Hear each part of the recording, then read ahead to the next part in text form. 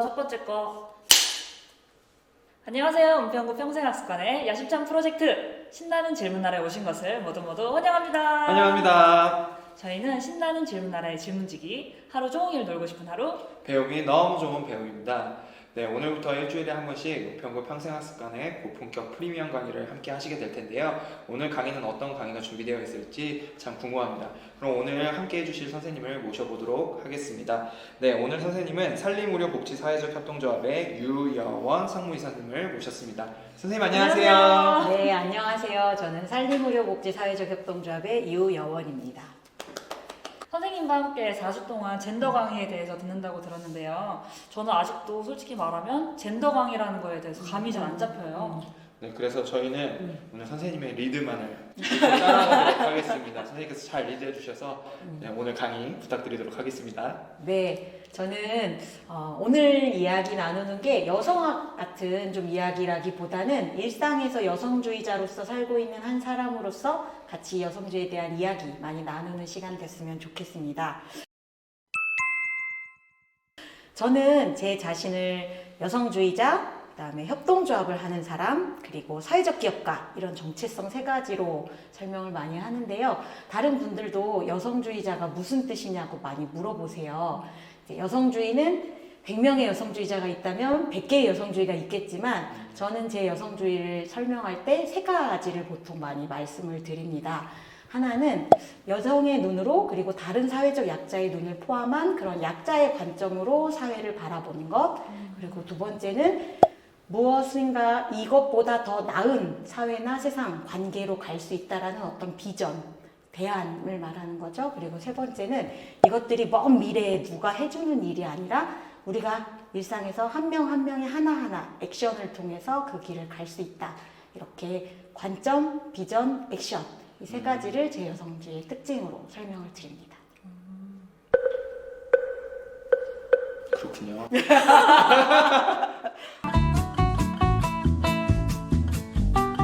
네, 선생님 그러면은 그 여성주의라고 말씀을 해주셨었는데 네. 여성주의에 특히 여성이라는 게 네네. 뭐지 붙은 그 여성이라는 단어가 붙은 의미가 아니면 이유가 따로 있을까요?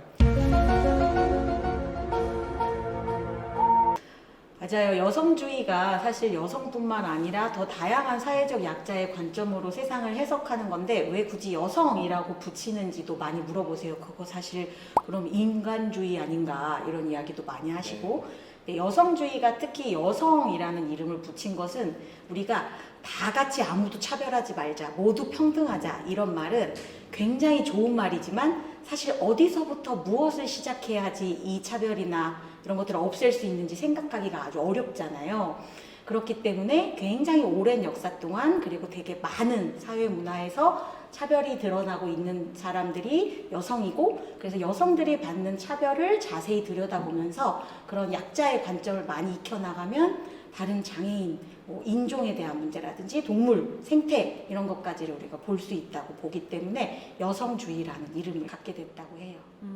선생님 혹시 그 여성주의랑 페미니즘이랑 네. 혹시 같은 말이에요? 네, 한국어와 영어라는 차이가 있네요.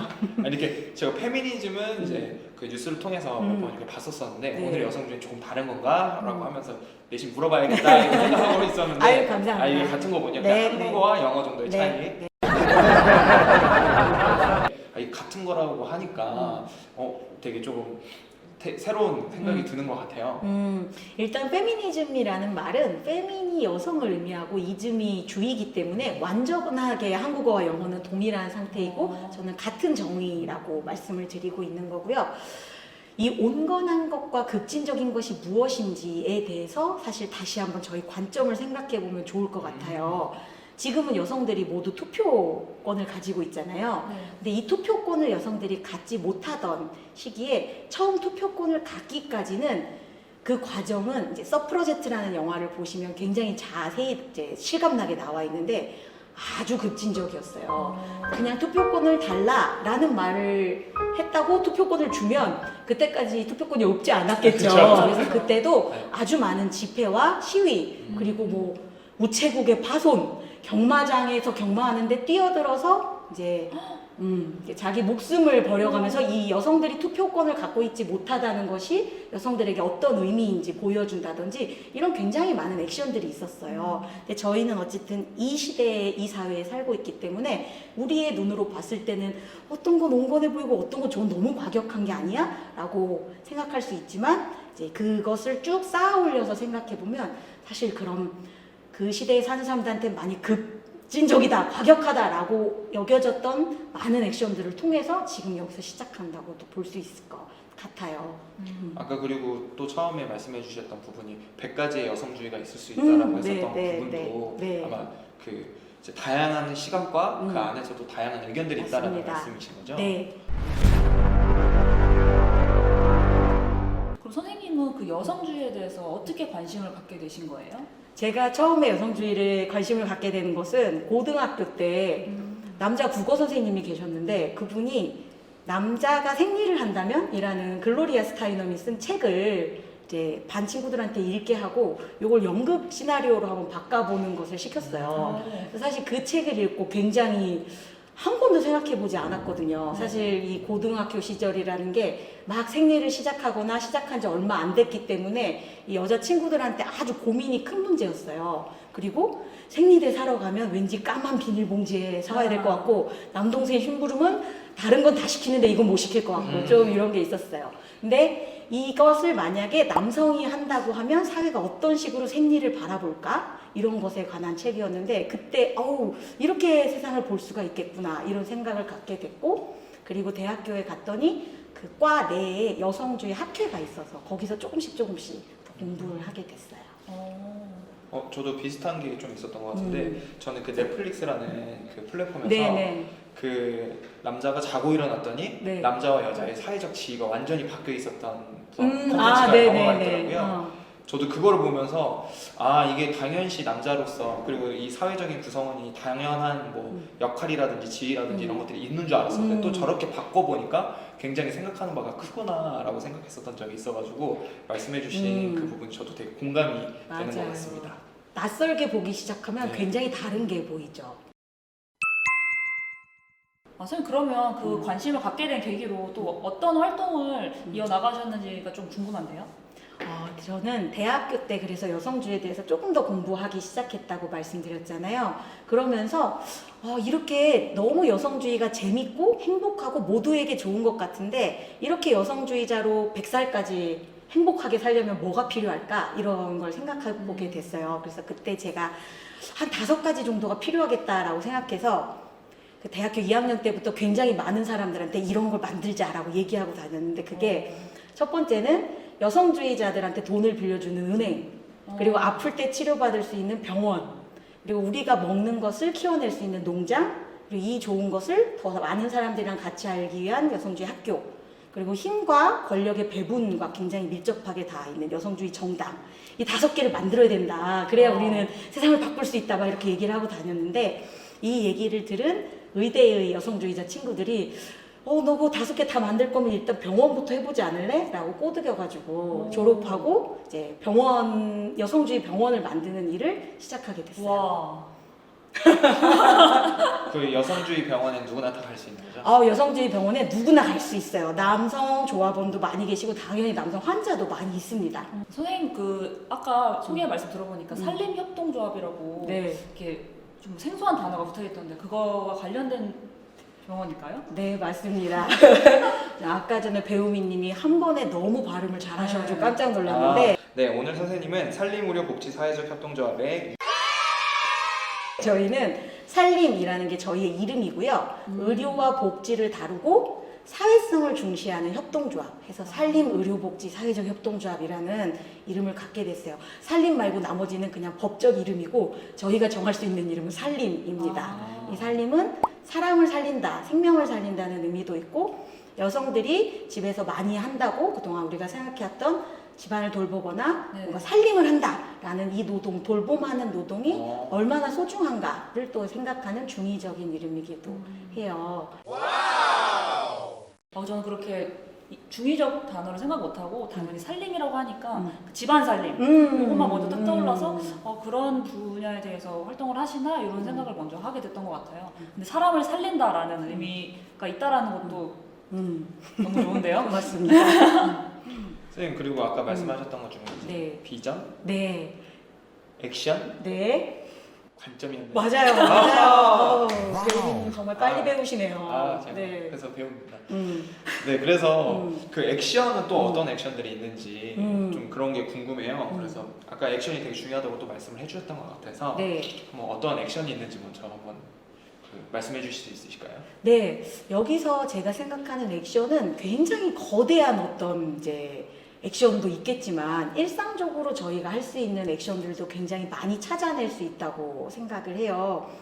그 흔히 여성주의 운동을 촛불 같은 운동이라고 얘기를 하거든요. 네.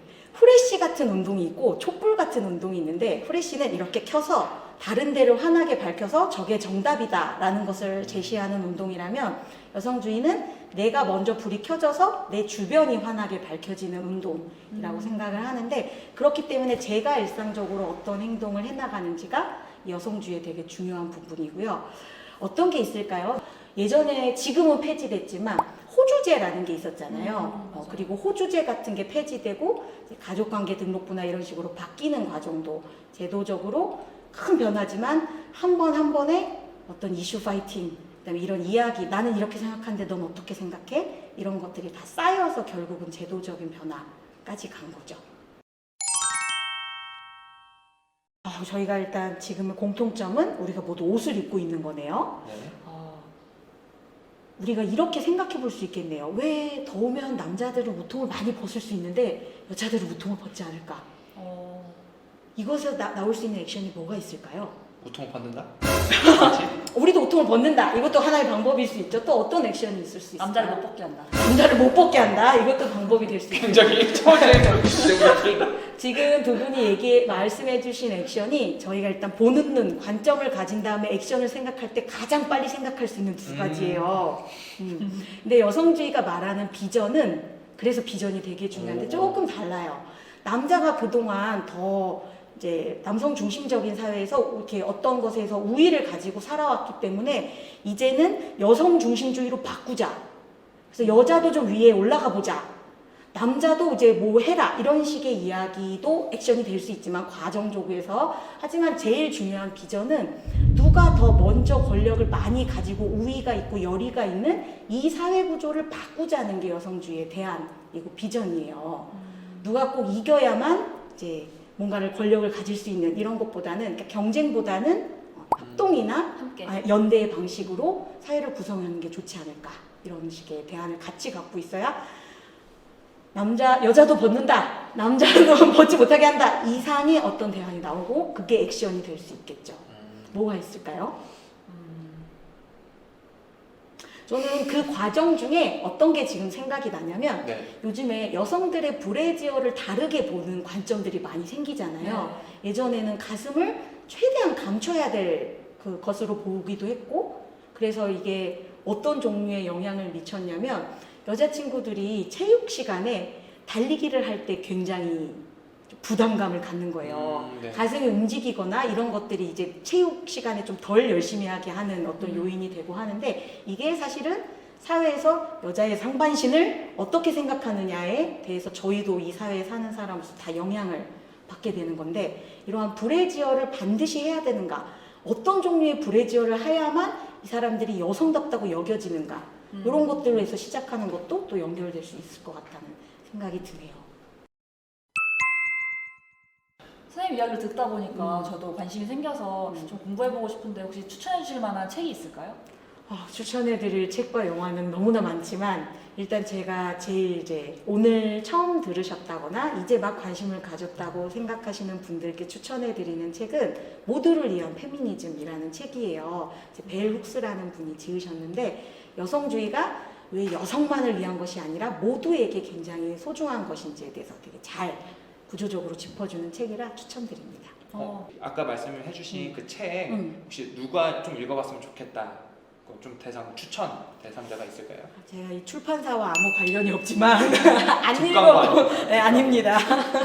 안 읽어보신 모든 분께 추천드리고 사기가 좀 부담스러우시다면 아마 한국에 있는 대다수의 도서관에 있을 거라고 생각해요. 나온 지가 조금 오래된 책이거든요.